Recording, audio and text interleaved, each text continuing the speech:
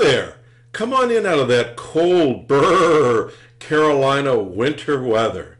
I'm Chris Brown. I'm your humble chimney sweep.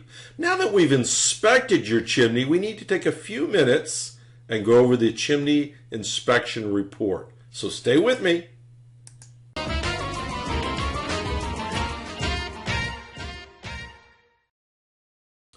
All right, now let's take a look at this inspection report. And this is typical of my reports. Upper right-hand corner is a legend. Each one of these initials pertain to something. A is consistent with the age of the chimney. B, see comments below. C, repairs needed. D, need further evaluation. Or E, not applicable. They're placed into the boxes next to the parts of the chimney that can be easily identified in this diagram. And then, of course, you'll find my comments here below. Now, let's take a look at your pictures and let's go over your inspection itself. So stay with me now. Nice picture of the front of the house. Let's take a look at the chimney top, if we may. So up on top, we can see it's got a stainless steel cap up here. It's covering both flues. The one here on the right side is your fireplace flue. The one on the left, furnace flue. Chimney caps keep the rain, the birds, the leaves out of the flue system. This one's stainless steel, so it's going to last you a very, very long time. We also notice, though, that there are some cracks in the crown, and this crown is actually lifting off or starting to lift off the brick chimney itself. What happens is water gets down in here, and any trapped moisture down in this area, when we get our freezing temperatures, it expands the moisture and lifts the concrete off the brick. So it needs to be repoured, and I've given you a price on doing that. While we're up here, let's take a look at this flashing. So crickets are code required in this state. A chimney cricket diverts the water around the chimney, and it helps keep you from having water leaks in these areas. Code required in this state for any chimney that's broader than 30 inches, and yours certainly is, and that looks great. Not having any problems with that.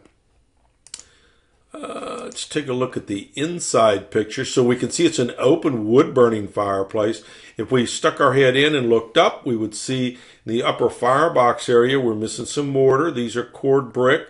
So you can see easily that that mortar's probably been missing since the house was built. Somehow it got past the original building inspector. Also a little bit of mortar missing in around these bricks and these brick joints, and that's pretty common for a fireplace that's had this much use. It's just wear and tear, to be honest with you. The damper's working well, no problems with that. Let's identify what this little device is. On the floor of the firebox, you'll see this little burner. It's a gas log starter, right? And basically what it is on your grate, you would have the grate over top of it. You would set your wood, and underneath the grate and up next to this burner, you'd stick a little newspaper and light the paper ahead of time. Then you'd stick your key into the valve here and turn the gas on, and whoosha, you'd have a nice device there for keeping your wood burning or starting the fire. They're wonderful. The problem here, you got a couple of things going on. First of all, there's no gas to the valve, so we couldn't test this out. And the other thing is, you could see there was a plate over top of that keyhole, and it used to be at the top of the floor when this house was built. But sometime down the road, they laid this hardwood floor, and they just laid it right over top of it. So it's a stretch to try to get that key in there. You can get longer keys, or you could have that removed and replaced properly. So leave that totally up to you folks. Flue system. Now, you know, there's a lot of hubbub about the flue. This flue system looks pretty darn typical. It's got a lot of creosote buildup from all the wood that's being burned in here over the years. So it needs to be swept out for safety reasons. These flue joints, and there's a flue joint every 2 feet, I looked at them. I did not see anything wrong with those flue joints. As a matter of fact, I thought they were nice and tight and mortared up.